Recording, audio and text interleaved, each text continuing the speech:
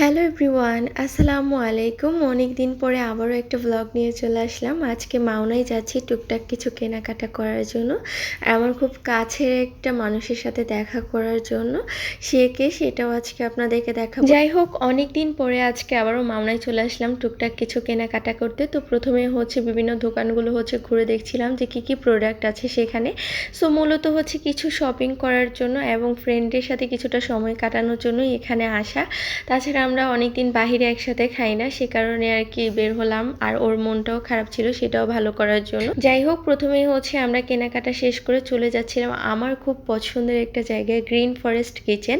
এই রেস্টুরেন্টের খাবারগুলো কিন্তু আমার কাছে বেশ ভালো লাগে, সে কারণেই আমার ফ্রেন্ডকে নিয়ে চলে আসলাম। এটা ওরও খুব পছন্দের জায়গা। যাই হোক, এই জায়গাটার ইন্টেরিয়রটা এত বেশি ভালো লাগে যা বলার বাহিরে। আর এই জায়গাটার মধ্যে আসলে অন্যরকম একটা শান্তি কাজ করে, খুবই পিসফুল একটা জায়গা। যাই হোক, এটা নিয়ে বেশি কথা না বলি, তাহলে আপনারা সবাই বলবেন যে প্রমোট করছি। একদমই না, এটা প্রমোশন না, মানে প্রমোশন কোনো ভিডিও না আর কি। আমার ভালো লাগে তাই জাস্ট আপনাদের সাথে শেয়ার করলাম, এটুকুই। যাই হোক, এই ভিডিওটা ভাইরাল হওয়ার পর অনেকের অনেক কোয়েশ্চেন ছিল যে এই জায়গার খাবার ভালো না, হ্যান ত্যান ব্লা ব্লা ব্লা। আমি তো বলিনি সব খাবার ভালো, যেমন এটার বার্গার একদমই ভালো না, প্লাস বাকি যে খাবারগুলো ছিল মোটামুটি সব কিছুই আমার কাছে ভালো লেগেছে। সবার টেস্ট তো আর একরকম না। যাই হোক, এই আমার সেই ফ্রেন্ড, আমার সেই কাছের মানুষ। আমরা টুকটাক কিছু খাবার খাওয়ার পর মনে হলো যে ভিডিও করে নিই, তারপর আবার অর্ডার করে টুকটাক কিছু খাবার নিয়ে নিলাম আর আমরা খাচ্ছিলাম। খাওয়া দাওয়া শেষ করে আমরা যাব মাওনায় আবারও, কারণ এই রেস্টুরেন্টটা নয়নপুরে অবস্থিত মাওনায়।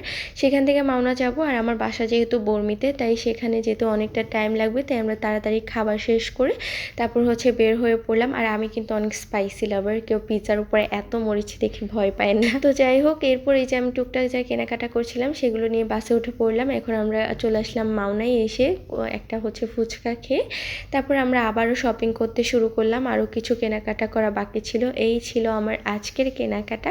যাই হোক, কিছু বাসায় ছিল, কিছু এখানে নিয়ে এসেছি, যার জন্য কেনাকাটা করেছি তার জন্য আর কি এই জিনিসগুলো।